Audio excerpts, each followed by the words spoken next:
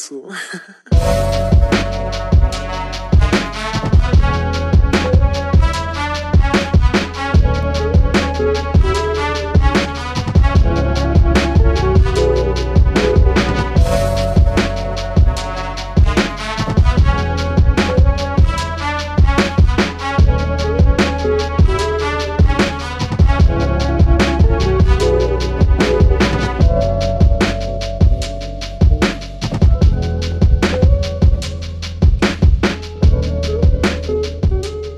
Guys, I almost forgot to start recording. Here I am making my cornbread, and I used the recipe on the back, omitting any sugar. I doubled the recipe since I'm making it in a cast iron skillet. I learned this trick from my best friend who actually went to culinary school. I add my seasonings to the cornbread so that way when you bite into the dressing, okay, Jabby, when you bite into the dressing, you get seasonings in every bite, okay? So again, making the cornbread from the back of this, omitting the sugar, and we're just gonna go on from there.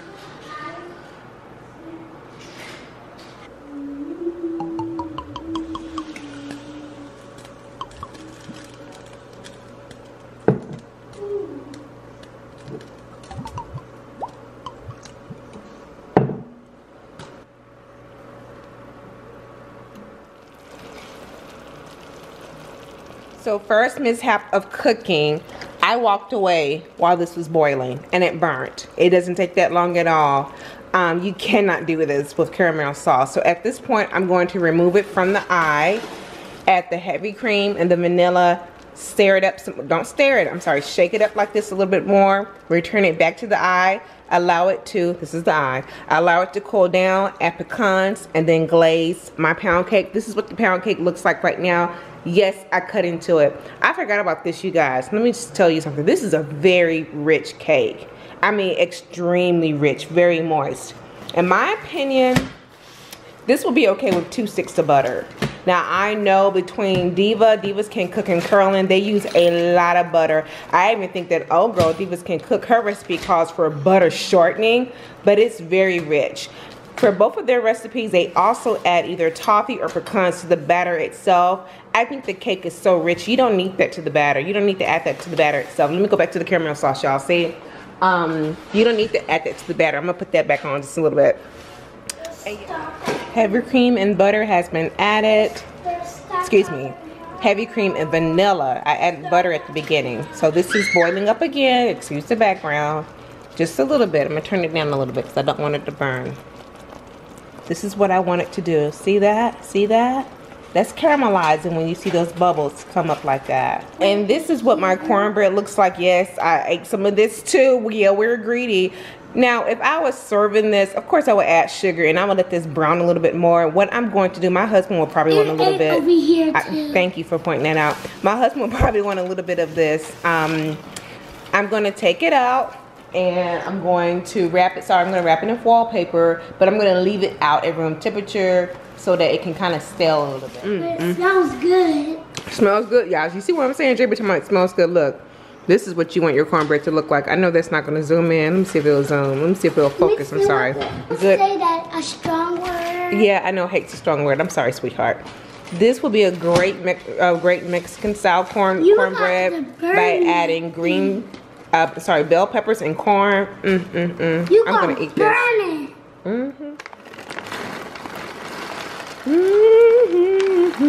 Yeah, I didn't even chop up all of them. All right, you guys, look at my caramel sauce. It has thickened up. Look at that. Look at that. Oh my goodness.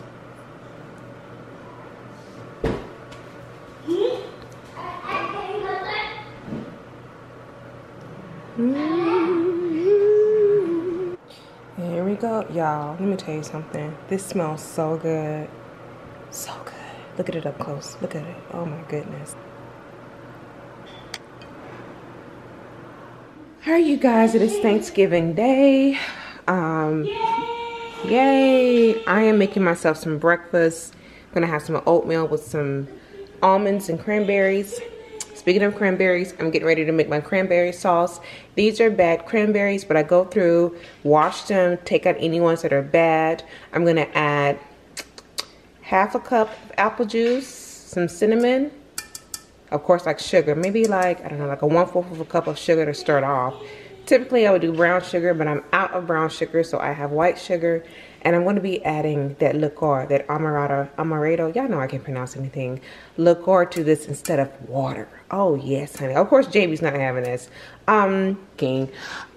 This is my chicken I'm about to put into some water to make some chicken broth. And also, you guys, I start off with half a sink of hot water. It'll cool down. I have in here a little bit of bleach and some dish soap, just to be cleaning stuff as I'm cooking. I'm going in, like I said, I don't know, baby. I don't know, baby. You know what? I'm actually going to do half a cup of apple juice. Probably not even half. And then I'm going to add the liqueur to this because I think that's going to be probably too much liquid. Turn it off. Alright, let me add some liqueur. And now I'm going to add some cinnamon. Typically, cinnamon sticks. But girl, I'm not paying all that money for some cinnamon sticks. And a little bit of salt because cranberry is bitter. And the salt will kind of balance that out. So let me find some salt, you guys. Just a little bit. Maybe half a teaspoon. You can turn it on, baby. And some sugar.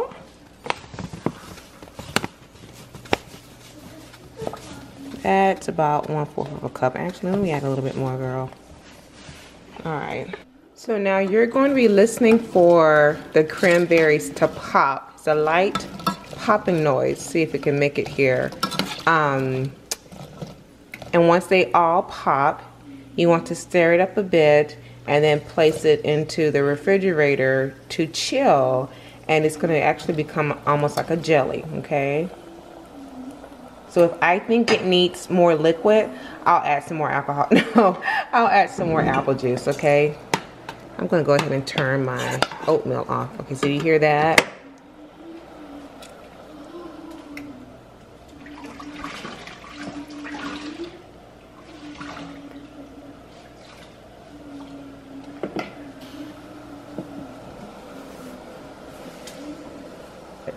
I try to clean as I cook.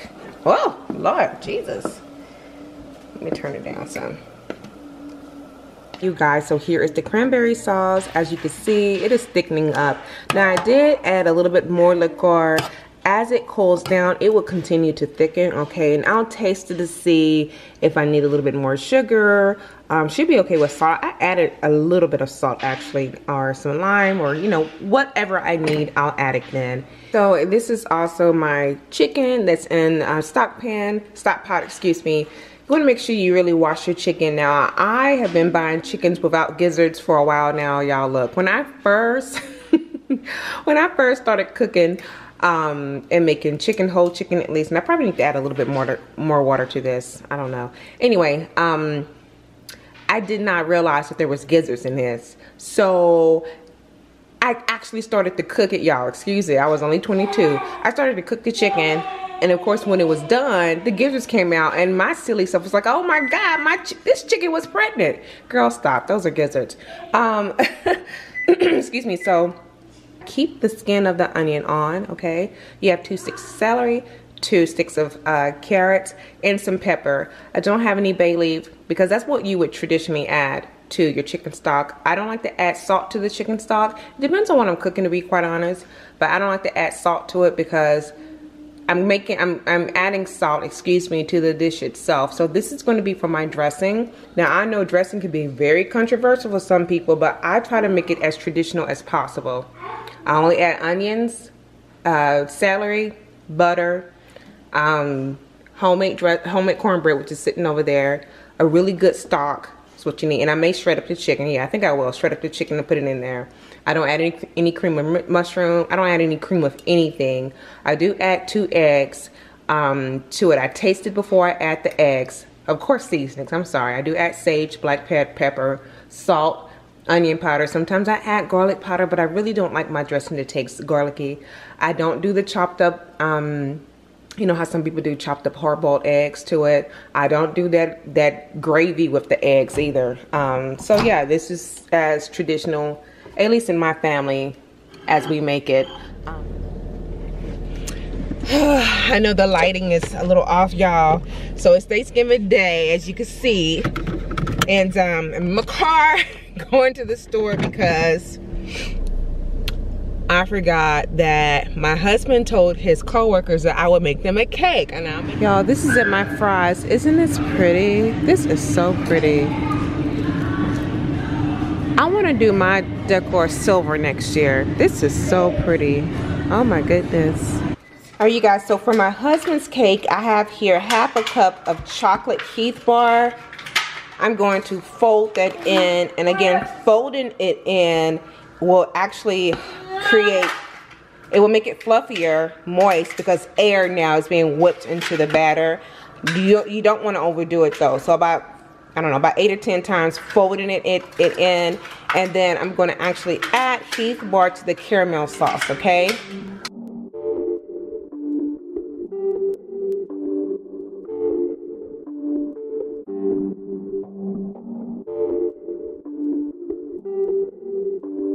Ryan Little. Yoga.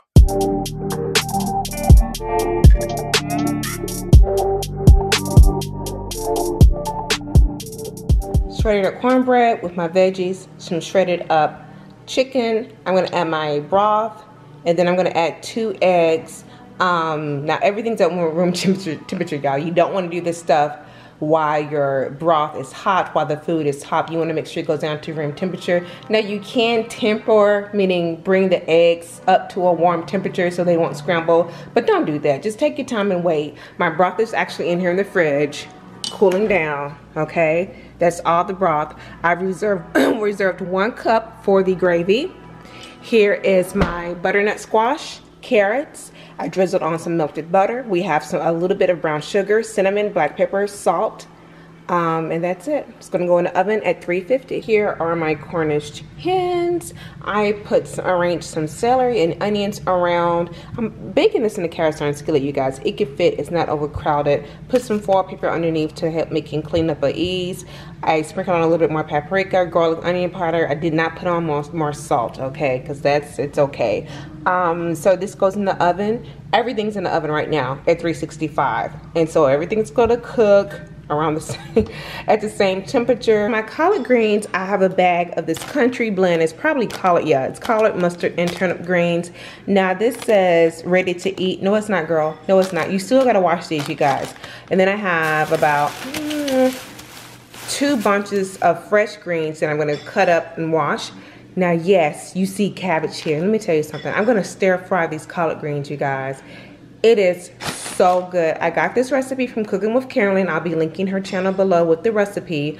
To that, I'm gonna add 2 cloves of garlic, a little bit of jalapeno, some chopped onions. Now, stir frying it to get it some liquid. I'm gonna add in some of this chicken stock. I have about, just looking at it, eyeballing about 2.5 cups left. So I have enough to make my gravy and enough to make these greens. They're gonna be so, so good. I promise you, once you eat them like this, well, I don't know, some of y'all may still wanna eat them, but it's more nutrients in it when you're stir frying it as opposed to boiling them for 4 or 6 hours. And I get it, you guys. Look, my family has been winning at the Turnip Green Festival in Tyler, Texas. They win those festivals. They enter like 5 years in a row, and they won like 4 of the 5 years. So I know how to cook greens, baby. But these, to me, are a lot better, and they're better for you. So with my greens, you guys, I'm taking each one, running them under the water. I wish I could show you this part.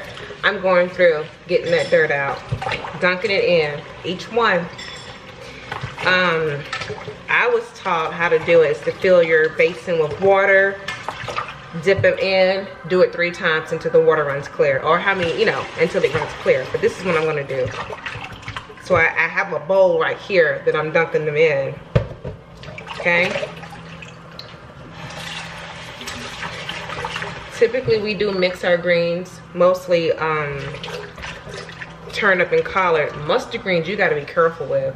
My mama ended up in an ER one year eating too many damn mustard greens. Like literally she got sick. And I was like, how the hell you gonna get sick, Mom. She's like, well, they were so good and I couldn't stop eating them. I'm like, you know what, you're just greedy. We're gonna pray over that spirit of greediness.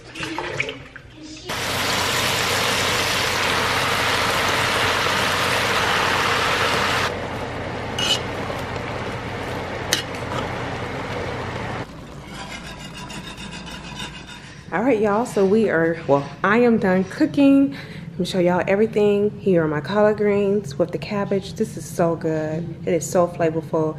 Just cooked the right way, enough bite, has a little crunch to it. Really, really good. Here are my butternut squash with carrots. Here is the meat dish. These are roasted hens, rosemary, herbs, garlic. Yeah, really good. And these are some store-bought potato rolls. Here's my cranberry sauce. You see how it gelled up like that? Here's my dressing.